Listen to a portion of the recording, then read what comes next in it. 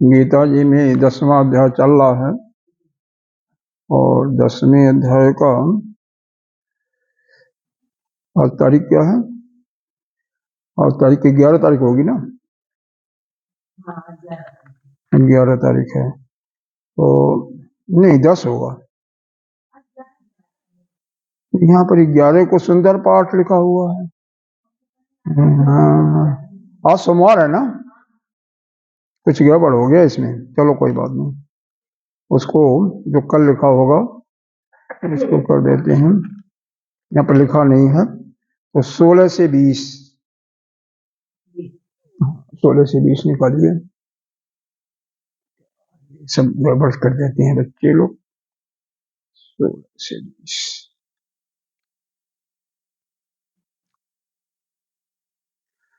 ओम श्री परमात्मने नमः। अथ 10मो अध्यायः। अर्जुन उवाच भक्तोर्महस्य अशेषेण दिव्यात्मविभूतयः याभिर्विभूतिभिः लोकान् मास्त्वं व्याप्रतिष्ठसि कथं विद्यामहं योगिं त्वां सदा परिचिन्तयन् केषु केषु च भावेषु चिन्तो वसि भगवन्मया विस्तरेणात्मनो योगम् विभूतिं च जनार्दनम् भूयः कथा तृप्तिः श्रवतो नास्ति मे अमृतम्। श्रीभगवानुवाच हन्त ते कथयिष्यामि दिव्यात्मविभूतयः प्रधानतः कुरु श्रेष्ठ नाशयन्तो विस्तरस्य मे। अहमात्मा गुणाकेशः सर्वभूता आश्रय स्थितः अहमादिश्य मध्यम च भूतानामन्त एव च। इति श्रीकृष्णाय परमस्तु। अस्तु 56 से 60 विष्णु सहस्रनाम स्तोत्र। अथ श्री परमात्मने नमः। अथ श्री विष्णु सहस्रनाम स्तोत्रम्। श्री विष्णुवाच रामो विरामो विरजो मार्गो नीयो नयो अन्यः वीरः शक्तिमतां श्रेष्ठो धर्मो धर्मविदुत्तमः वैकुण्ठः पुरुषः प्राणः प्राणदः प्रणवः स्पृथो हिरण्यगर्भः शत्रुघ्नो व्याप्तो वायुः धूक्षयः ऋतु सुदर्शनः कालः परमेष्टि परिग्रह उग्रह संवत्सरो दक्षो विश्रामो विश्वदक्षिणः विस्तारः अस्तावरः स्तारुः प्रमाणं बीजम् अव्ययम् अरथो अनरथो महाकोशो महाभोगो महाधनः अनिर्वेणः अस्तविष्टो अभूधर्ममयूपो महामखः नक्षत्रनेमि नक्षत्रे क्षम साम क्षमीहनः। इति श्रीकृष्ण अर्पणमस्तु। ओं सहनावतु सहनो भुनक्तु सह वीर्यं करवावहै तेजस्विनावधीतमस्तु मा विद्विषावहै। ओं शांति शांति शांति। सच्चिदानन्दरूपाय विश्वोत्पत्त्यादिहेतवे तापत्र विनाशाय श्रीकृष्णाय वयं नमः। नारायणं नमस्कृत्य नरं चैव नरोत्तमं देवीं सरस्वती व्यासं ततो जयमुदीरयेत्। अखण्डमण्डलाकारं व्याप्तं येन चराचरं तत्पदं दर्शितं येन तस्मै श्रीगुरवे नमः। अज्ञानतिमिरान्धस्य ज्ञानाञ्जनशलाकया चक्षुरुन्मीलितं येन तस्मै श्रीगुरवे नमः। त्वमेव माता च पिता त्वमेव बन्धो च सखा त्वमेव विद्या द्रविणं त्वमेव सर्वं मम देव। गजाननं भूतगणाधिसेवितं कपिध्वजम्बो बलचारुभक्षणम् उमासुतं शोकविनाशकारकं नमामि विघ्नेश्वरपादपङ्कजम्। अनंत श्री विभूषित श्री 1008 पंचायती महानिर्वाणी अखाड़ा की अग्रणीय श्रोत्रिय ब्रह्मनिष्ठ ब्रह्मर्षि महामल्लेश्वर एवं उत्तर प्रदेश संत समाज की अध्यक्ष श्री सद्गुरुदेव भगवान के चरणों में कोटि कोटि नमन वंदन। यहाँ के अधिष्ठात्र देव दक्षिणामूर्तेश्वर भगवान एवं अन्य प्रतिष्ठित देव मातृशक्ति भक्तजन सभी के अंतःकरण में विराजमान उस आत्मस्वरूप परमात्मा को प्रणाम करते हैं। यहाँ पर सावित्री और सत्यवान की कथा चल रही है। अभी प्रारंभ ही हुआ है इसलिए थोड़ा सा रिपीट कर देते हैं। एक राजा थे दुमतशील। यह सावित्री भी भगवान की ही प्रिया थी। किसी घटनावश उनको मृतलोक में आने का श्राप मिलता है। जैसे गंगा जी आई थी, लक्ष्मी जी आई थी, सरस्वती जी आई थी, वैसे इनको भी आना पड़ा। ये विमुसेन की पुत्री के रूप में पैदा होती है। अब पैदा होने के बाद जब बड़ी हो जाती हैं तो इनके पिता इनके गुणवत्ता को देखते हुए बड़ी गुणवान थी, बचपन से ही प्रभु के भजन में लीन रहती थी, तो उनको कोई योग्य वर नहीं मिला। तो योग्य वर के तलाश में बाद में उन्होंने निर्णय लिया कि एक स्वयंवर करते हैं। पीछे स्वयंवर बहुत होते थे और स्वयंवर में जिसको चाहे ये अपना पति चुने। तो स्वयंवर में देश के राजा महाराजा आते हैं। तो एक युवक थे सत्यवान जिनका नाम था, उनको ही यह वर के रूप में चुनती है। सत्यवान जैसे नाम था वैसे ही उनके अंदर सत्य ही प्रचुर मात्रा में था और कुछ नहीं था। उनके पिता आंख के अंधे हो गए थे और नहीं उनका राजपाट भी दूसरे राजा ने, पड़ोसी ने, भाई देखो जब राजा कमजोर हो जाता, अंधा हो जाता है तो मंत्रियों का सलाह भी उल्टा हो जाता है। तो चढ़ाई करके उनका राज भी हड़प लिया था। यह जंगल में रहते थे, तो सत्यवान को भी जंगल में रहना पड़ा, क्योंकि इनका तो सत्य के अलावा कुछ था नहीं। तो हाँ, सत्य प्रिय थे, तो इन्होंने उन्हीं को वर चुन लेती हैं। नारद जी अंत में इनसे कहते हैं कि इसकी आयु जो है थोड़े समय की है, इसलिए अपना जो इनको वर के रूप में वर्ण कर रही हो उसको बदलो, ठीक नहीं होगा तुम्हारे लिए। नहीं मानती हैं, तो इनके पिता दुमसेन से बात करते हैं। उनके कोई संतान भी नहीं थी, यही थी, लड़की थी।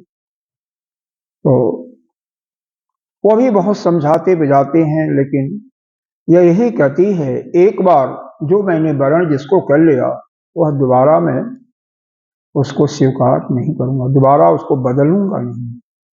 क्योंकि कहते हैं जो व्यक्ति, कोई भी अगर साधक है, बारंबार अपने निश्चय को, अपने विचार को बदलता रहता है, तो उसको अनवस्था दोष लग जाता है और वह अपने जो भी प्रयोजन होता है उसमें सफल नहीं होता है। खैर, सावित्री जी को क्योंकि बचपन से भगवान की सहचरी रह चुकी हैं, तो उनको तो सब कुछ ज्ञान था, इसलिए वो अपने निर्णय को नहीं बदलती। लेकिन यह भी ध्यान था कि 1 साल के बाद हमारे पति चले जाएंगे। जंगल में एक घास फूस की एक झोपड़ी थी, उसी में रहते थे। उसको नित्य प्रति लीपती थी मिट्टी से या गोबर से जो मिल जाता था, और लीपने के बाद भगवान की पूजा करते थी। पिता के भी, मतलब ससुर की भी सेवा करते थी। पति की सेवा तो करती ही हैं, और भोजन जो कुछ कंदमूल फल मिलता था जंगल में, उसी को सबको खिलाती थी, स्वयं भी खाती थी भगवान को भोग लगाने के बाद। जैसे ही साल का अंतिम दिन आता है, क्योंकि भोजन तैयार करने के लिए ही लकड़ी चाहिए होती है, जब कभी भी कोई वैसा अन्न हो जो कि कच्चा नहीं खा सकते तो उसको पकाने के लिए लकड़ी चाहिए। दूसरा, हवन के लिए भी, क्योंकि यह लोग सात्विक जीवन बिता रहे तो हवन क्रिया भी करते थे। जैसे जंगल में गुरु लोग रहते हैं, ऋषि लोग रहते हैं, तो सारी क्रियाएं उसी प्रकार से इनकी चल रही थी। तो हट करके जबरदस्ती उस दिन सत्यवान के साथ लकड़ी के लिए ये भी जाती हैं। सत्यवान का क्योंकि अंतिम समय आ गया था, कलेजे में, हृदय में दर्द उठता है और नीचे उतर आते हैं, कहते हैं मेरे को असह्य पीड़ा हो रही है, मैं दर्द नहीं सहन कर पा रहा हूँ, वहीं लेट जाते हैं। कुछ समय के बाद बस उनका प्राण निकल जाता है। अब यह मंत्र को अभिमंत्रित करती हैं और देखती हैं कि इनका जो यह शरीर के अंदर जीवात्मा कहाँ जा रहा, कौन ले जा रहा है। तो धर्मराज का दर्शन होता है और उनको प्रणाम करती हैं। सावित्री उनसे बात करती है कि किम कर्मं वा शुभं धर्मराज किवान अशुभम नृणाम कर्म निर्मूलयन्तीव कीन वा साधु जना कर्मणा बीज रूप कह को वा कर्म फल प्रद किम कर्म तद्भवत् एकेन को वा तद्दुतीव च को वा कर्म फलम भुंक्ते को वा निर्लिपितमेव च को वा देहि कस्य देह की वात्र कर्म कारकः किं वा ज्ञानं मनोबुद्धि के वा प्राणः शरीरं क इंद्रियाणि किं तेषां लक्षणं देवतास्य का भोक्ता भोजेत्ता कौ वा को भोगः का च निष्कृति को जीवः परमात्मा कस्त इदम व्याख्यातुमर्हसि। कहती हैं जमराज जब इनकी प्रणाम करती हैं, जमराज या धर्माता दोनों एक ही हैं, धर्मात्मा और जमराज अलग अलग नहीं है, एक ही का नाम है। बहुत खुश होती हैं कि ऐसे विपत्कालीन अवस्था में जिसके पति का मृत्यु हो गया है, और 12 वर्ष की 13 वर्ष की इनकी अवस्था थी। बहुत पहले शादियां बहुत कम समय में होती थी। और प्रणाम करती हैं तो इसका मतलब इनका चित्त शांत है, इनमें इनकी बुद्धि में किसी प्रकार का विकार, मन में विकार रहित है, कोई मरने का या संताप अंदर नहीं है, बहुत खुश होती हैं। कहते हैं बेटी मैं तुमसे बहुत खुश हूँ और आपको कुछ पूछना हो तो पूछ लो।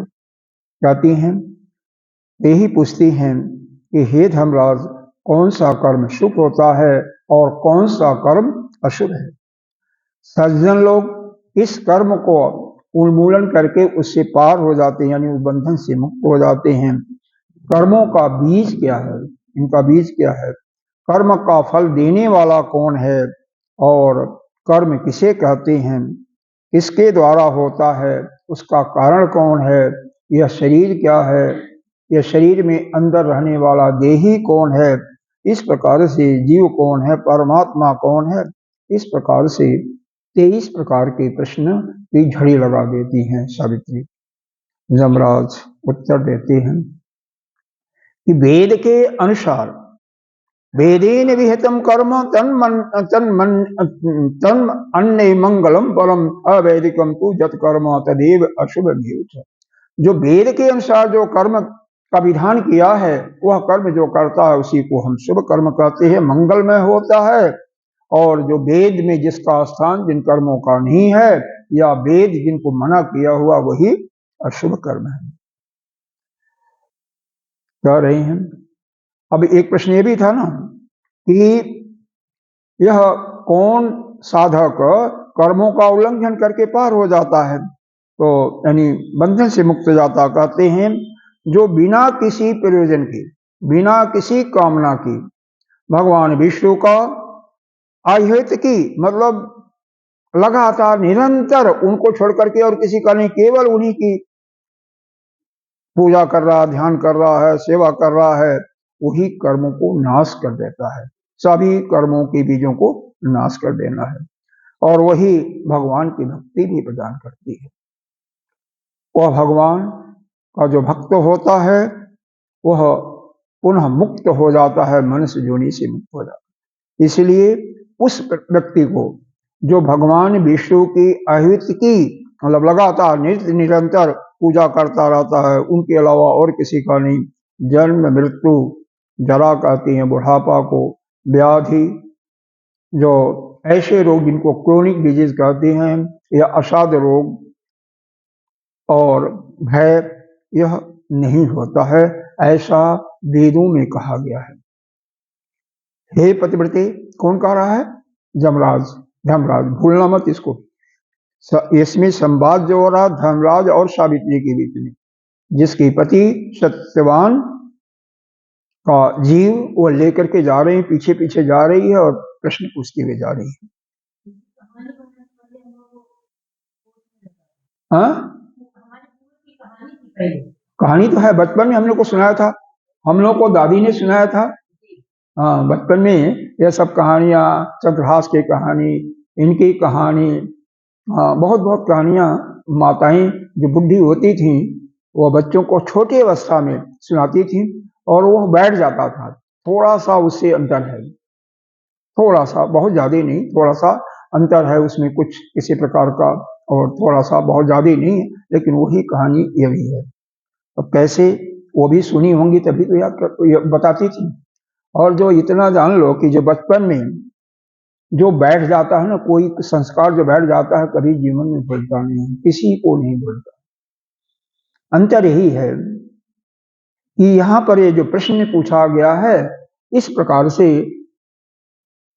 नहीं सुना था हमने कि जीव क्या है, देही क्या है, धर्मात्मा क्या है, शुभ कर्म क्या है, अशुभ कर्म क्या है, कर्म का बीज क्या है, इस रूप में नहीं, केवल कहानी कहानी सुना था। जो सावित्री को वरदान मिला था वह सब कुछ सुनाया था उन्होंने, लेकिन यह जो गूढ़ बातें हैं, गूढ़ तत्व वाली बातें हैं, इसको नहीं सुनाया।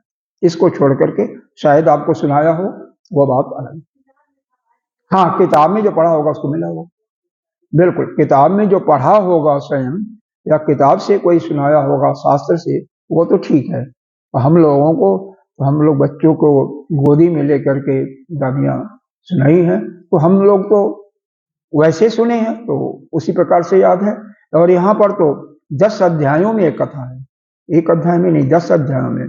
और जमराज की बातें पूरा सुनाया जाए तो यह लगेगा 15 दिन, लेकिन खैर उसको कुछ शार्ट करेंगे, जहाँ सुनाने लायक है उसको सुनाएंगे, बाकी सरप्रास करेंगे। बाकी कहानी तो है ही है।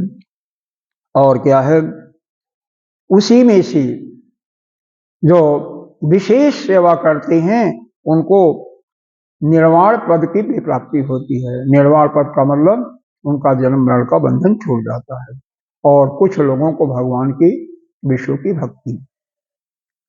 तो खैर इसमें यह भी है कि कुछ लोग भक्ति ही चाहते हैं, कुछ लोग निर्वाण चाहते ही नहीं है, इसलिए अलग अलग यह है। कर्मणो बीज रूपस्य सततम तत फलप्रदः कर्म रूपस्य भगवान कृष्ण प्रकृति पर। कह रहे हैं भगवान कृष्ण ही इसके बीज रूप हैं और वही फल को देने वाले भी हैं, वही कर्मों के कारण भी हैं, वह हमेशा रहते हैं, उन्हीं के द्वारा कर्म की प्राप्ति भी होती है। कर्मों के फल को भोगने वाला जीव है और आत्मा उससे निर्लिप्त होता है। यह स्पष्ट कर दिया कि शरीर में ही, शरीर के अंदर ही जीव है और इसी में वह आत्मा जो सर्वत्र व्याप्त है, इसी के अंदर वह भी व्याप्त है। मुंडक उपनिषद में पढ़ा भी होगा कि एक ही वृक्ष पर 2 पक्षी बैठे हुए हैं, एक फल को जो मिल जाता है उसका भोगता है और भोग करते हुए मतलब खाते हुए फल को सुखी भी होता है, दुखी भी होता है। सुखी कब होगा? मीठा फल होगा तो सुखी होगा, कड़वा फल होगा तो दुखी होगा। यानी उसी प्रकार से यह जीव भी उसके मन के अनुकूल होता है तो सुखी होता, मन के प्रतिकूल होता है तो दुखी होता। लेकिन दूसरा केवल साक्षी भाव से रहता है, वह नित्य चैतन्य स्वरूपा, वह तो केवल देखता रहता है, कुछ खाता भी नहीं है, केवल साक्षी भाव से, तो वह हमेशा अपने आनंद में ही रहता है, वह न कभी सुखी होता है न कभी दुखी होता है। और इससे सबसे बड़ी यहाँ पर बताया यह जीवात्मा क्या है। आत्मना प्रतिबिंबम च देहि जीव सैव च पंच भौतिक रूपस्य देहो नश्वरेव च। यह जो जीवात्मा है, जो देही है, यह जो आत्मा है, शुद्ध बुद्ध मुक्त आत्मा है, उसी का यह प्रतिबिंब स्वरूप है। आत्मा और वह ब्रह्म एक ही है और उसी का प्रतिबिंब यह जीवात्मा है। क्योंकि अलग अलग शरीरों में एक ही उसी का प्रतिबिंब सबके शरीर में है, लेकिन वहां के संस्कार अलग अलग है हर एक के शरीर में। शायद हमने इसका उदाहरण दिया था आपको। संस्कार किससे बात करनी है आपको? आइए जाइए, कार्यालय में जाइए। तो संस्कार अलग अलग होते हैं। जैसे एक कमरे के अंदर 1000 घड़े रख लो, सूर्य का प्रतिबिंब पड़े तो हर एक में लगेगा, लेकिन हर एक में अलग अलग ग्रह होगा। किसी में शराब होगा, किसी में पानी होगा, किसी में दूध होगा, किसी में घी होगा, किसी में दही होगा, किसी में अन्य द्रव होगा, तो उसका उसी प्रतिबिंब का अलग अलग प्रभाव उसमें होगा। उसी प्रकार से यह जीवात्मा में अलग अलग संस्कार होते हैं। हर एक मनुष्य का एक ही जैसे मनोभाव नहीं होता है, एक ही जैसे उसके संस्कार न होने के कारण एक जैसे ही उनकी बुद्धि भी नहीं होती है, मन भी नहीं होता, सबके अलग अलग होते हैं, सबके स्वभाव अलग अलग होते हैं। और यही जो संस्कार है, स्वभाव को गुरुदेव भगवान हमेशा कहते हैं किसी को आप सुधार नहीं सकते हो, क्योंकि ये सुधारने की प्रक्रिया बहुत स्लो गति होती है, धीमी गति होती है। जब धीरे धीरे उसके अंदर नित्य प्रति सत्संग सुनते सुनते, भगवान की ध्यान पूजा करते करते धीरे धीरे गुणों का विकास होता है। एक बैग उसका संस्कार में परिवर्तन नहीं। यह शायद आप लोगों ने अपने 50, 60 साल, 70 साल की अवस्था में देखा भी होगा। परिवर्तन तो होता है, लेकिन गति इतनी तीव्र नहीं होती है कि एक बैग कोई देखे तो मालूम हो जाए कि हाँ हमारे अंदर परिवर्तन है। हमें स्वयं जो जिसका स्वभाव जैसा होता है उसी में धीरे धीरे, हाँ इतना जरूर है, अगर दुष्चरित्रों के पास रहो, किसी चोर के पास 15 दिन भी रह जाओ, किसी अफिमची के पास, किसी शराबी के पास तो 15 दिन में आप शराबी भी हो जाओगे, आप अच्छी तरह से मदिरा पीने वाले बन सकते हो, अच्छी तरह से चोर भी हो जाओगे।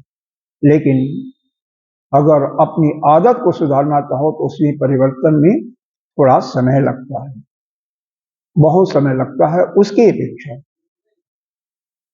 यह शायद सबको अनुभव होगा, नहीं अनुभव होगा तो कोई बात नहीं, लेकिन ऐसा होता है। दुष्चरित्र जो है, हाँ धीरे धीरे ऐसा है। देखो, यह वास्तव में यह सब अपने कर्मों का फल ही है। आप बैठ जाइए जहां बैठना हो, ठीक है, जहां आपको अच्छा लगे वहां पर बैठिए।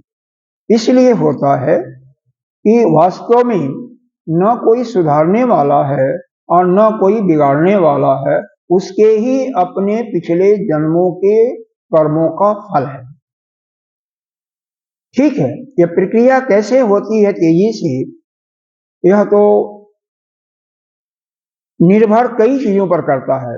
एक तो उसकी अवस्था क्या है, अवस्था का बहुत बड़ा प्रभाव होता है। अगर किशोरावस्था में, बाल्यकाल में किसी को यही सत्संग सुनाया जाए, लेकिन तो वह बहुत जल्दी उसमें सुधार हो जाएगा, बहुत जल्दी परिवर्तन हो जाएगा। लेकिन यह सुनने की यह कब प्रक्रिया आती है, जब हम 50 साल के, 40 साल से ऊपर हो जाते हैं। बच्चे बहुत कम होते हैं जिनको हम सत्संग में ले जाते हैं और वह बच्चा शांत भाव से सुनता भी है। अगर उसको सुनाया जाता है, उसकी दादियां या पिता दादा सुनाते हैं, अरे अब मन्नू को युद्ध की कला कैसे गर्भ में आ गई थी, प्रहलाद गर्भ में कैसे भगवान के अद्वितीय भक्त बन गए थे। पिछले जन्म के संस्कार तो था, लेकिन उनकी माता प्रहलाद जी की, वह नारद जी के आश्रम में पड़ी थी, वहां थी उस गर्भ, जिस समय यह गर्भ में थे। अब मन्नू को स्वयं अर्जुन ने शिक्षा दी थी गर्भ में, इसीलिए शिक्षा हो जाती है। एक लिमिट होती है, मैक्सिमम कुछ लोग 16 साल कहते हैं, कुछ 12 साल कहते हैं, वैसे 17 साल की किशोरावस्था मानी जाती है। उसमें यह गति बहुत तीव्र होती है, चाहे बढ़ने की चाहे बिगड़ने की, दोनों प्रक्रियाएं इसी में होती हैं। इसी में लड़के बिगड़ते भी हैं, इसी में लड़के बनते हैं। लेकिन वास्तव में यह जो सुधारने वाली प्रक्रिया है, बचपन में बताने वाले कम लोग होते हैं, सुनने वाले कम लोग होते हैं। जब हमारी अवस्था ढलती है, तभी हमारा धीरे धीरे भगवान के प्रति जब झुकाव होता है, किसी पूर्ण की तरफ, किसी पूर्ण कारणों के फलस्वरूप, तब जाकर के हमारी इसीलिए प्रक्रिया शुरू हो जाती है। जो ब्रह्मचारी ऐसे नहीं, अपने स्वयं अपने विचार से आ जाते हैं इस प्रक्रिया पर, उनकी गति बहुत तीव्र होती है। लेकिन जो घर से निकाले हुए किसी काम के नहीं होते हैं, जब उनको आश्रमों में बेच करके उनको यह ब्रह्मचारी बना दिया जाता, तो इसमें प्रोग्रेस नहीं होता, स्लो नहीं होता, स्लो होता है। मतलब उनमें वो तेजी नहीं होती है, उनका सुधार उतना ही होता है जैसा कि आप लोगों ने देखा। लेकिन वास्तव में जो बच्चे पहले से आकर के, क्योंकि यहाँ पर भी आकर के आश्रम में, गुरुकुल में जा करके भी उनके नियमों के अंतर्गत रहेंगे, तभी तो सुधार होगा। और जिसको सुनने की इच्छा ही नहीं हो, क्या सुधार होगा। तो यह सुधार की प्रक्रिया अपने अपने कर्मों के अनुसार होता है। वास्तव में तो अच्छा बुरा संस्कार, कर्म, फल सब कुछ आपके ही अपने कर्मों का स्वरूप है। इसीलिए प्रत्येक मनुष्य को वह अवसर, सुअवसर बालकाल में नहीं मिल पाता है, जिसको मिल जाता है बढ़ जाता है। अब आप अपना जानती होंगी, मैं तो करीब 48 दो करीब 44-45 साल के बाद थोड़ा सा इस प्रक्रिया में आया, इसमें वो भी नहीं, योग में आया। तो अब जो मुख्य जहां पर गति तीव्र होती है, वह तो समाप्त कर दिया, उसको तो पार कर दिया था। ऐसे ही आप किसी को देखेंगे, जितने भी यहाँ पर आते हैं, कोई किशोरावस्था में शायद नहीं आया हो, इक्का दुक्का कोई है। यही कारण होता है, और कोई बात नहीं है। अगर इस अवस्था में कोई आप चोर के साथ भी रहें, तो आप वह नहीं सीख पाएंगे, वहां भी प्रक्रिया आपकी बहुत स्लो से स्लो होगी, नहीं हो पाएगा, क्योंकि आपका मन ही नहीं करेगा। जब आप इस रास्ते पर, अच्छे रास्ते पर चल रहे हैं, आपके अंदर कुछ सुधार हो चुका है, तो फिर आप आसानी से नीचे भी नहीं गिरेंगी जब तक किसी बुरे कर्म का फल ना आ जाए। बुरा कर्म अगर अंकुरित हो जाएगा तो वह प्रक्रिया होगी। तो यहाँ पर अवस्था का तो प्रभाव पड़ता ही है, साथ में देश का भी फल पड़ता है, वातावरण का भी फल पड़ता है, और जोनि का भी फल पड़ता है। आप जहाँ रहते हैं वहाँ के लोकेलिटी का भी, कई चीजों का फल पड़ता है। और उसके अनुसार जनरली, क्योंकि यह क्रिया ऐसी है सुधरने वाले कि लोग एजेड होकर के सत्संग सुनने आते हैं, इसीलिए प्रक्रिया स्लो कही जाती है, और कोई बात नहीं तो किशोरावस्था में कोई बालक, अब जैसे देखिए आदि गुरु शंकराचार्य जी 7 वर्ष की अवस्था में संन्यास ले लिए, और उनका पूरा ध्यान वेदों में ही रहा। अरे 5 वर्ष की अवस्था में, 4 वर्ष की अवस्था में तो पूरे मलयालम मलयालम कहते हैं ना, केरला की भाषा को, उसके पक्के विद्वान हो चुके थे, सब कुछ साथ पढ़ चुके थे। 7-8 साल में चारों वेदों को उन्होंने पढ़ दिया था, याद हो गया था उनको। और तब जाकर के 16 साल की अवस्था में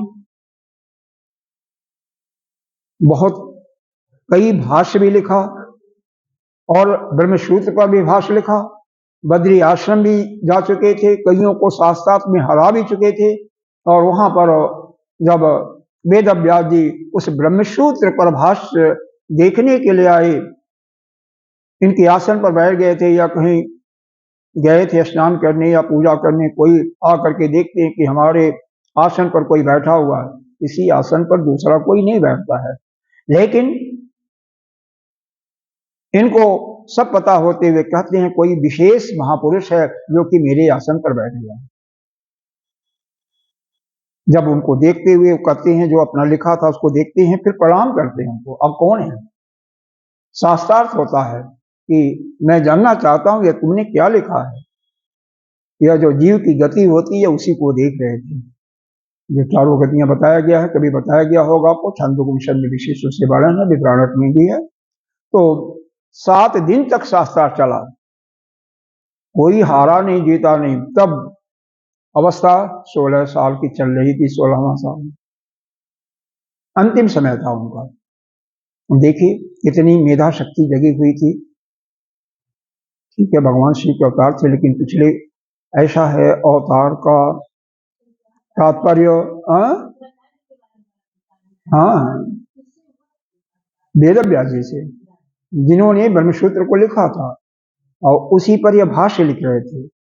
तो उसी को देखने के लिए कि यह क्या लिख रहे हैं, बालक है, सही लिख रहा है, कहीं उल्टा पलटा तो नहीं लिख रहा है, वो ही उनके आसन पर बैठ करके देख रहे थे, और फिर उसी पर शास्त्रार्थ होता है। फिर शंकराचार्य जी स्वयं कहते हैं, महाराज आप अपना परिचय दें।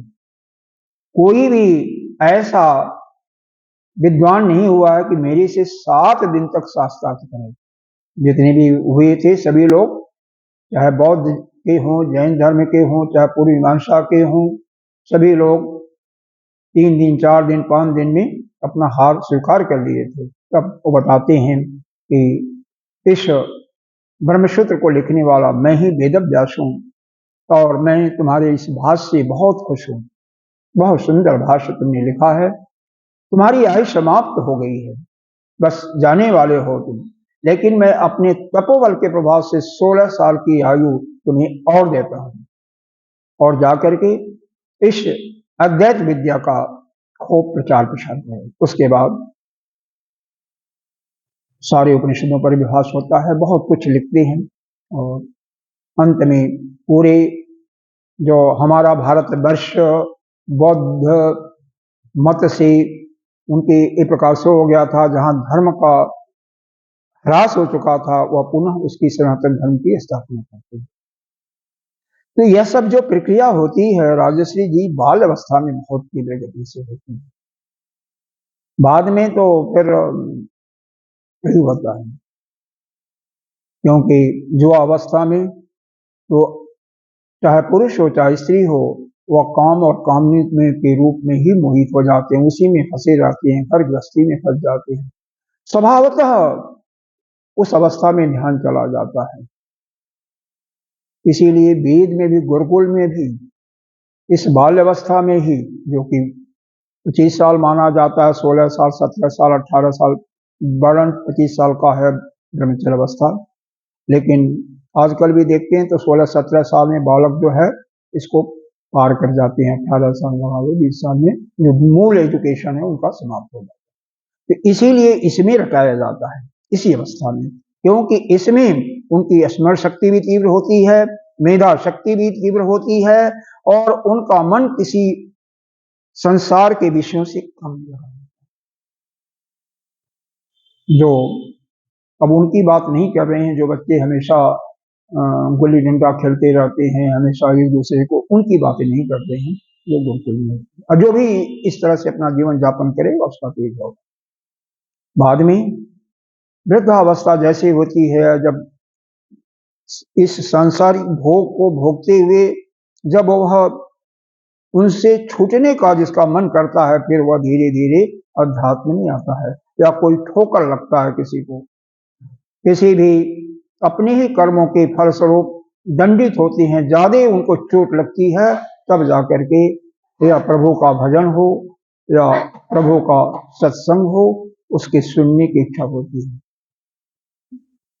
इसमें यह शास्त्र का तो है ही है, और बड़े बड़े लोगों को देखा गया, उनका अनुभव या तो बचपन से निकल गए, उनकी तो बात ही अलग है, और नहीं तो चोट लगने के बाद ही आती है, या कोई विशेष प्रभु की कृपा हुई, पूर्व जन्म का काम आया, तब भी होता है। कोई ऐसा भी होगा कि गृहस्थाश्रम में छोड़ करके आ जाता है बिना चोट लगे हुए, शायद ही कोई होगा, बिरला होगा, या कोई विशेष पुण्य होगा, प्रभु की हित की कृपा होगी, तभी आता है। यहाँ पर इस प्रकार से यह जमराज जी उसको बताते हैं कि बहुत गोलोक किस लोक से प्राप्त होता है, किस कर्म से, तो गोलोक बहुत ही उत्कृष्ट है, और वह गोलोक जो भगवान के नित्य निरंतर भजन करता है उसी को प्राप्त होता है। अब इसके बाद कितने प्रकार के नरक हैं उनकी भी आती है।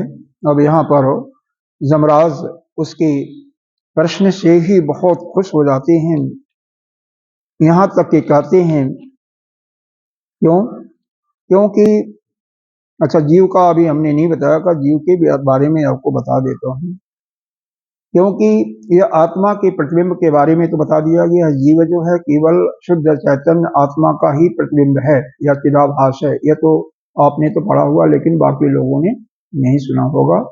तो यह जीव और आत्मा वास्तव में दोनों एक ही हैं, अलग अलग नहीं है। अब इसको छाया भी कहते हैं। छाया का मतलब कह सकते हो कि कैसे छाया पुरुष रूप में या स्त्री रूप में रहती है। तो देखो, सूर्य की दो पत्नियां थी, दो पत्नियों के बारे में बता रहा हूं, वैसे औरों का भी वर्णन है कई शास्त्रों में। एक संज्ञा, संज्ञा से 3 पुत्र होते हैं, 4 होते हैं बल्कि। एक मनुजी होते हैं जिनके आधार पर ये मनवंतर चला, और दूसरे होते हैं मनु और शत्रुपाल, उन्होंने सृष्टि की रचना भी किया था। दूसरे यम और यमयान, यही जमराज जो सभी के कर्मों के दंडों का निर्धारण करते हैं, उनको दंड भी देते हैं। और एक यमया जो जमुना जी कहते हैं, जमुना जी का नाम यमया भी है। अब जमुना जी भी लुप्त हो गई हैं। मथुरा में जमुना जी के किनारे ही इसका मंदिर बना हुआ है, और कार्तिक शुक्ल द्वितीया को लोग भाई और बहन दोनों जाकर के उनकी पूजा करते हैं। जो उनकी पूजा करता, प्रसन्न करता है, दोनों का जीवन बहुत अच्छी तरीके से बीतता है, ऐसा भी बताया गया। दोनों हमेशा सुखी रहते हैं, एक दूसरे के प्रेम में भाई बहन बनते भी हैं। ये तो जा गए भी होंगे, कई लोग गए होंगे मथुरा में, हाँ गए होंगे। लेकिन अब प्रश्न यह है कि देही उसका प्रतिबिंब है। जैसे संज्ञा का प्रतिबिंब छाया थी, छाया से दो पुत्र हुए थे, या शनि कहते हैं ना, शनि की प्रकोप है, शनि भारी पड़ रहा है, शनि भी उन्हीं के पुत्र थे, सूर्य के ही, छाया से उसके प्रतिबिंब से कैसे हुआ था यह। सीता जी भी तो, सीता जी की भी तो छाया थी, जो लंका में रावण के यहाँ गई थी, रावण ले गया था, वो भी छाया थी। असली सीता तो अग्नि में, ये तो कहानी मैंने साथ सुनाया था अभी 2-3 दिन के पहले, वो तो चली गई थी, अग्नि ने उसको ठीक ठाक अपने कस्टडी में रख लिया था। तो यह आसानी से मन में तो नहीं भाता है, लेकिन छाया का मतलब उसी का प्रतिबिंब, ठीक ठीक हो बहू उसी जैसे सकल सूरत वैसे ही हो जाती है। और यह शनि देवता, और दूसरे का भी मनु नाम था, लेकिन उनका सावर्णी मनु था, जिनका अभी मनवंतर आगे आएगा, अभी नहीं आएगा, अभी तो 7वां चल रहा है शायद मनवंतर, 8वें नंबर पर वो आएंगे, 8वें या 9वें नंबर पर उनका मनवंतर आएगा, तो उनका जो चालू है। यह पंच भौतिक जो शरीर है, यह 5 महाभूतों से बना था, सवेरे इसका वर्णन आया था ना, यही आकाश, वायु, अग्नि, जल और पृथ्वी, इन्हीं से 5 के मिश्रण से बना हुआ है। अच्छा, अब इसी पर थोड़ा सा इन्होंने युवा है, और कर्ता कर्म करने वाला और भोगने वाला यह देही है, जीवात्मा ही कर्म करता है, क्योंकि यह शरीर नहीं कर्म करता, करवाने वाला यही होता है, भोगने वाला भी यही होता है। आपको केवल प्रतीति होती है कि मैंने अपने हाथ से भोजन कर रहा हूं, लेकिन हाथ से भोजन उठ रहा है, उसी के शक्ति से उठ रहा है, इसलिए वही भोगता भी है। स्व आत्मा भोजिता सदा भोगो विभव भेदस्य निष्कृतो मुक्ति एवच। और यही है, भोग कराने वाला भी वही है, सब कुछ वही है, और उसी से ही पृथक होने को यही जीवात्मा जब इस मतलब देही शरीर से यानी देह से जब अलग हो जाता, इससे अपना सारा रिश्ता छोड़ देता है, इसको रिश्ते को छोड़ करके अलग हो जाता है, यानी शरीर में रहते हुए शरीर से संबंध अपना नहीं मानता है, उसी समय कहते हैं कि वह मुक्त हो जाता है। क्योंकि जैसे ही उसकी तीनों ग्रंथियां भंग होती हैं, टूट जाती हैं, नष्ट हो जाती हैं, यह कर्तापन की, भोक्तापन की और ज्ञातापन की, वैसे ही शुद्ध मुक्त वही आत्मा हो जाता है। वह जीव भी यानी जितने भी ज्ञानी हो जाते हैं, उनकी यह कर्तृत्व भाव नष्ट हो जाता है, करते हैं लोगों के, अरे लोगों के लिए तो भगवान कृष्ण भी काम कर रहे थे ना, अर्जुन के साथी बन के काम कर रहे थे, घोड़ों की सेवा करते थे, लेकिन वो किस लिए काम करते हैं? लोक संग्रह के लिए, यानी आने वाली जो पीढ़ी है, आने वाले जो लोग हैं, साधक हैं, वह श्रेष्ठ लोगों के मार्गों पर चलते हैं, इसलिए वह भी मेरा अनुसरण करके अच्छे कर्म करें। किसी को भी इसमें कहते हैं आलसी होने के लिए भगवान ने कभी अच्छा नहीं माना है। जब तक रहो कर्म करते रहो। कर्म करने का तात्पर्य यह नहीं है कि आप अपने स्वरूप में रमण कर रहे हो तो वह भी एक प्रकार से अपने रूप में स्थित हो, कोई दिक्कत है नहीं, उस समय कोई कर्म नहीं रहता है। लेकिन अगर आप जब कुछ ग्रहण कर रहे हो, चाहे किसी भी माध्यम से, भिक्षा से या कैसे भी, तो आपका फर्ज बनता है कुछ समाज के लिए भी कर्म करना। इसीलिए ज्ञानी महात्मा भी जब तक चौथे पांचवी स्थिति में होते हैं भूमिका में, तब तक इस ज्ञान का प्रचार प्रसार करते रहते हैं। खैर, अब यहाँ पर सत्य असत्य इसका बीज रूप या ज्ञान का भी भेद बताते हैं, अनेक प्रकार का होता है। अब वही फिर घटपट वही आ जाएगा, आपका भेद आ जाएगा, उपनिषद आ जाएगा। तो इसमें एक लाइन बताते हुए आगे बढ़ते हैं। जैसे एक ही मिट्टी से या एक ही सोने से, एक ही चीज है, उससे नाना प्रकार के बर्तन बनते हैं, नाना प्रकार के जेवर बनते हैं, जेवरात बनते हैं। सोना से जेवरात बनेगा, मिट्टी से घड़ा बनेगा। बनाने वाला एक ही कुम्हार है, उसको बनाने वाला एक सुनार है, लेकिन उसका नाम रूप के अनुसार अलग अलग दे दिया जाता है। उसी प्रकार से इसका भी, यह जीवों को बनाने वाला एक ही है, लेकिन उनके संस्कारों के अनुसार, उनके कर्मों के जो पिछले हैं उनके अनुसार इनका नाम अलग अलग दे दिए जाते हैं। उनकी क्षमताएं भी अलग अलग होती हैं, जैसे घड़ा है, कोसा है, दिया है, सुराही है इत्यादि का, या जेवरातों का अलग अलग स्वरूप है, अलग अलग जगह पहनने के लिए होती हैं। उसी प्रकार से यह जीव भी, इसका भी स्वभाव अलग अलग होता है, हर एक जैसे नहीं है। इतने से शायद मेरे ख्याल से अगर किसी को न समझ में आए तो इसको विवेचना करूं, और नहीं तो आगे बढ़ूं। बोलो, यह समझ में आ रहा है? यह आपका जो शरीर दिखाई दे रहा है, यह 5 जो तत्व हैं, आकाश, वायु, तेज यानी अग्नि तेज है, तभी अग्नि यहाँ पर हमेशा रहती है। आपका टेम्परेचर भी 98.4 डिग्री सेंटीग्रेड बढ़ता है, तभी जा करके आप ठीक ठाक रहते हो। और अग्नि ना हो यहाँ पर तो आपका भोजन नहीं पचेगा। इसीलिए पहले पीछे आया था कि बीमारी पहले क्या आती है, 64 बीमारियों के पहले मंदाग्नि, मंद, हाँ वही अग्नि तेज, जल और पृथ्वी। जल का अंश इसमें बहुत है, कम से कम 3/4 तो जल ही जल है। हड्डी कितनी होती है, देखो कोई आदमी मरता है ना तो हड्डी बीना जाता है, वह तीसरे दिन, चौथे दिन, जो भी है, दूसरे दिन, तो इतना सा निकलता, एक लुटिया में आ जाता, छोटे से बर्तन में आ जाता है पूरा, कितना भी मजबूत आदमी हो इतना आ जाता, बाकी सब समझ। तो तात्पर्य है कि यही 5 तत्व होते हैं, 5 अपने अपने तत्व में मिल जाते हैं, और उसी हड्डी को आप रख दीजिए कहीं तो कई, ठीक है हड्डी के गलने में हजारों वर्ष लगते हैं, सैकड़ों वर्ष लगते हैं, उसके बाद वही मिट्टी बन जाएगा। लोहा है, पुल बनता है, अब जैसे अयोध्या का राम मंदिर ले लीजिए, ऐसे उसमें पत्थर लगाए हैं कि हजारों वर्ष तक है, लेकिन हजारों वर्षों के बाद जब वह उसका क्षीण होगा तो बाद में सब पत्थर क्या हो जाएंगे, वही मिट्टी बन जाएंगे। मिट्टी से आया है, मिट्टी बन जाएगा। सब कुछ अपने जहां से जो आता है उसी में लीन हो जाता है, यही प्रकृति का नियम है, जो जहां से आया है वहीं से लीन हो जाता है।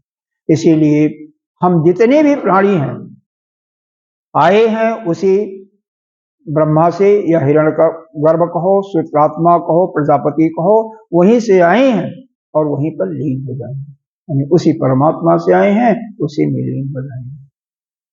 जब पुनः प्रलय के बाद पुनः सृष्टि की उत्पत्ति शुरू होगी, फिर सभी लोग अपने अपने जब कर्म के अनुसार अलग अलग जीव के रूप में आएंगे। यही एक विशेषता है कि हर एक जीव को जो उसका कर्म है, उसका अविद्या है, उसकी जो वासना है, वही उसके पास आ जाती है। ये बड़ी विचित्र बात है। यहाँ पर कहोगे कैसे होता है, तो जाइए अब समुद्र के किनारे, जहां पर एक कछुआ को जानते होंगे, जिसको कच्छप कहते हैं, उसकी मादा जो स्त्री है, जो अंडे देती है, कई महीनों के बाद जब उसका अंडा तैयार हो जाता है, बच्चा उसमें बढ़ जाता है, और उसको फोड़ करके जब वो निकलता है तो अपने माँ को पहचान जाता है, दूसरे के पास नहीं जाता है। यह तो छोड़ दो, 10 गायें रखो, 100 गायें, 50 गायें रखो, और उसमें से 10-5 गायें एक ही साथ बछड़े या बछिया को दें, तो बछड़ा बछिया अपने माँ के पास ही जाएगा दूध पीने के लिए, दूसरे के पास नहीं जाएगा।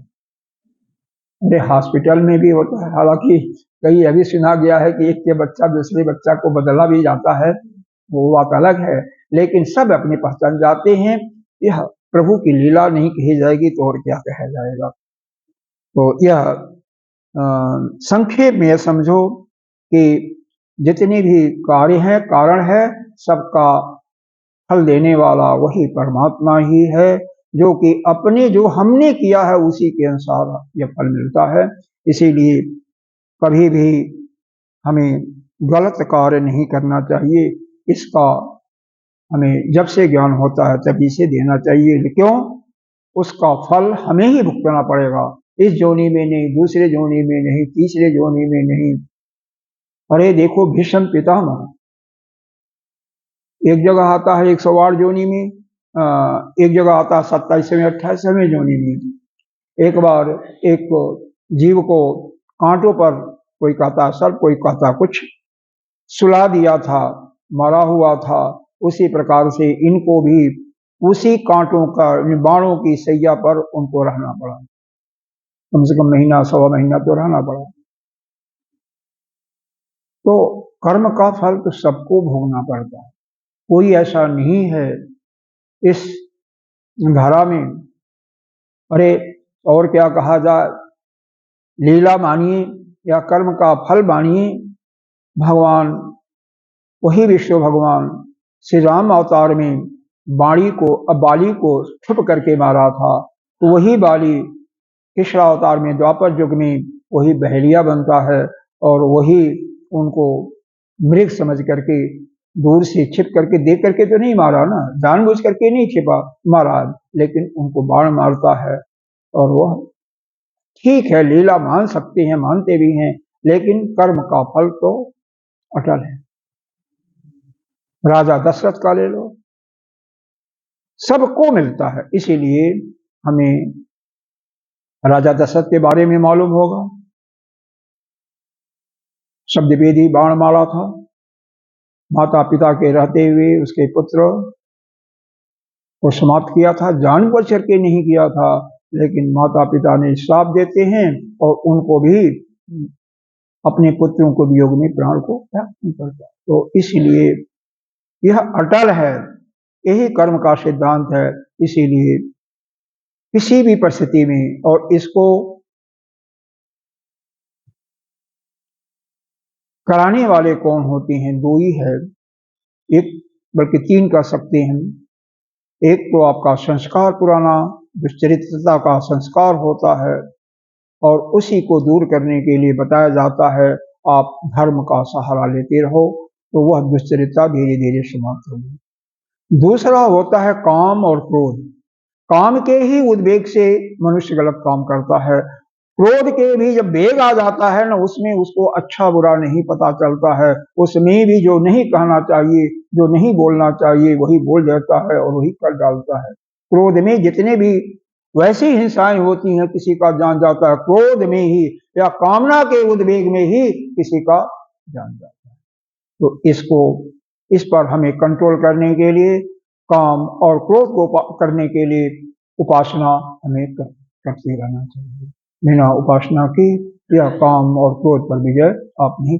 वही जो कामना है भगवान में लगा दो, भगवान की प्राप्ति में लगा दो, वही कामना भगवान से कर लो, वो अपने आप धीरे धीरे समाप्त हो जाएगा। अब सावित्री पुनः प्रश्न पूछती है। प्रश्न क्या बताएगा, जमराज जी उत्तर देते जाते हैं और यह प्रश्न पूछती जाती है। फिर त्यक्त्वा क्वयामि कांतम वा त्वां वा ज्ञानार्णवं बुधं प्रश्नं यत्र करोमि त्वां तदवान्तकर्तुमर्हसि काम काम जोनिं जाति जीवः कर्मणा केन वा यमः केन वा कर्मणा स्वर्ग केन वा नरकः पितः। पति को तथा ज्ञान के सागर आप विद्वान को छोड़ करके, क्योंकि जमराज से जानने वाला बुद्धिमान पुरुष कोई नहीं था, मैं किसके पास जाऊं सावित्री, क्योंकि जमराज कहते हैं तुम जाओ, तुमको बहुत कुछ जो प्रश्न तुमने पूछा था उसको मैंने सुना दिया, अब तुम जाओ, तुम्हारा कोई काम नहीं है। तो कहती है मेरा पति तो आपके हाथ में है, आपके साथ जा रहे हैं, और इतने बड़े विद्वान आप हैं, तो आपको और पति को छोड़ करके मैं कहाँ जाऊं। हमारे मन में बहुत सी शंकाएं हैं, उन शंकाओं को कृपया आप दूर करें। तो वही प्रश्न पूछती है कि हे जमराज, यह किन किन कर्मों के द्वारा यह जीव किन किन योनियों में जाता है, बहुत लंबा प्रश्न है, और किन किन कर्मों के द्वारा यह स्वर्गलोक की प्राप्ति करता है। केन वा कर्मणा मुक्ति, किस किस कर्मों के द्वारा मुक्ति होती है, केन भक्ति भव उद्धरे, किसके द्वारा उसको भक्ति प्राप्त होता है। केन वा कर्मणा रोगी च रोगी, केन कर्मणा, किन किन कर्मों से वो रोगी होता है और किन किन कर्मों से रोग से वो मुक्त होता है। केन वा दीर्घजीवी, किस कर्म के द्वारा वह बहुत लंबी आयु पाता है। च केन अल्प आयुष्य कर्मणा, किस कर्म से वो उसकी छोटी आयु होती है, थोड़ी आयु होती है। केन वा कर्मणा दुखी, और केन वा कर्मणा सुखी, किन किन कर्मों से वो दुखी होता है, किन किन कर्मों से सुखी होता है। ये जल्दी जल्दी बताया जा रहा है, कोई बात तो नहीं, क्योंकि हमारा ये भी लक्ष्य है कि धीरे धीरे कुछ समाप्ति भी हो। मतलब यही जितनी भी आपको व्यवहारिक जीवन में अच्छा और बुरा अनुभव करते हैं, इसी के बारे में प्रश्न है। हम दुखी भी होते हैं, सुखी होते हैं, किस कर्म के द्वारा। हम बड़ी लंबी आयु भी प्राप्त करते हैं, कुछ लोग छोटी आयु भी प्राप्त करते हैं, किस कर्म के द्वारा। कोई स्वर्ग में जाता है, कोई नरक में जाता है, किस कर्म के द्वारा। यही सारा पूछा जा रहा है। अभी भक्ति का भी, किस कर्म के द्वारा आप भक्ति में आई हो, सत्संग सुनने के लिए, यही सब पूछा जा रहा है। अंगहीन से कारस्य बधिरा किन कर्मणा, किन किन कर्मों से कोई अंगहीन होता है, कोई बधिर हो जाता है, कोई और अंधा हो जाता है, कोई कृपण कंजूस हो जाता है। तो प्रमत्ता केन कर्मणा, किस कर्म से वह प्रमादी हो जाता है। केन वा क्षिप्तो अतिलुब्ध चौरह, केन वा नरघातका, किस कर्म से वह चोर होता है, किस कर्म से वह मनुष्यों को मारने वाला होता है। केन सिद्धिम आपनोति सालों के आदि चतुष्टम, किन किन कर्मों से सिद्धि प्राप्त होती है, किन कर्मों से सालों आदि की मुक्ति होती है। मुक्ति को बता देते हैं, 4 प्रकार की मुक्तियों का वर्णन यहाँ पर किया गया है। सालोक मुक्ति, सामीप मुक्ति, स्वरूप मुक्ति और सायुज्य मुक्ति। सालोक की मुक्ति जिसकी होती है वह भगवान के लोक में विराजमान होता है। जिस देवता की उपासना करता है उसी देवता को, मान लो कोई शिव का उपासना करने वाला होगा तो शिवलोक में जाएगा, अम्बा का, माँ दुर्गा का उपासक होगा तो मणिद्वीप में जाएगा, राम का उपासक होगा अगर सालों की मुक्ति हो जाती है तो साकेत में जाएगा, विष्णु का उपासक होगा तो वैकुंठ धाम में जाएगा, श्री कृष्ण का उपासक होगा तो गोलोक में धाम, जिसकी जिसकी जो वह लोक है उसी में जाएगा। हर एक लोगों का भी वर्णन है। सबसे ऊपर गोलोक धाम को बताया गया है। यहाँ पर किसी दूसरे पुराण में अंबाजी का, दुर्गा जी का बताया गया है। तो हर एक में अलग अलग है, इसको बस यह मान लो बस, और कुछ नहीं। और स्वरूप मुक्ति यही है कि उन्हीं के तुल्य, उसी अपने आराध्य के तुल्य ही उसका शरीर हो जाए, वैसे ही स्वरूप हो जाए। सारूप्य और सामीप्य, सामीप्य मतलब उसी का अंग वस्त्र बन जाता है, उसी का, क्योंकि उन्हीं के समीप ही रहना ना, तो समीप कैसे रहेगा कोई उस अपने देवता के, जब उन्हीं का कोई अंग वस्त्र बन जाएगा, अंग का कोई जेवर बन जाएगा तो रहेगा। और चौथी मुक्ति है सायुज मुक्ति, जो कि हम सब यहाँ पर बैठ करके सायुज मुक्ति ही चाहते हैं कि पुनः दोबारा इस जीवन मरण के चक्कर से छूट जाए, पुनः दोबारा इस संसार में न आए। इस संसार के आप कहीं भी न आए, स्वयं अपने आत्म स्वरूप में स्थित हो जाएंगे। इसी को 2 नाम दिया है, एक निर्वाण और दूसरा बौद्धों ने भी निर्वाण ही नाम दिया है, जो कि शायद हमारे सनातन धर्म से बेस से लिया होगा, और हम लोग भी उसको निर्वाण ही कहते हैं या सायुज मुक्ति कहते हैं। तो इसके अगले अध्याय में भगवान यमराज बहुत खुश होते हैं कि हे कन्या, 12 वर्षीया वश्य तुम वायु वैश आधुना ज्ञानम ते सर्वेदसाम योगिनाम ज्ञानी नाम परम। हे सावित्री, 12 वर्ष की तुम लड़की हो और इतना ही विद्वान हो, बहुत बड़ी विदिशा हो, क्योंकि बड़े बड़े योगियों और ज्ञानियों को भी तुम मार रही हो, उनसे भी तुम आगे बढ़ रही हो। तुम पर मैं बहुत प्रसन्न हूं, कहते हैं तुम पर मैं बहुत प्रसन्न हूं, आप जो मांगो वह वर मैं तुम्हें दे देता हूं। तो अब सावित्री मना नहीं करती है, यह नहीं कि आप वरदान मत देना, तो मांगती है। क्या मांगती है देखो, सत्य सत्य सत्य और से एन एव पुत्राणाम शतकम मम, मेरे को और 100 पुत्र हैं। औरस का मतलब हमारे पति के माध्यम से ही 100 पुत्र हैं। ऐसा नहीं है किसी का दिया हुआ, किसी का वह किया हुआ नहीं है। भविष्यति महाभाग वरम एतद ईप्सितम, ऐसा आप वरदान दीजिए कि हमें 100 पुत्र हैं।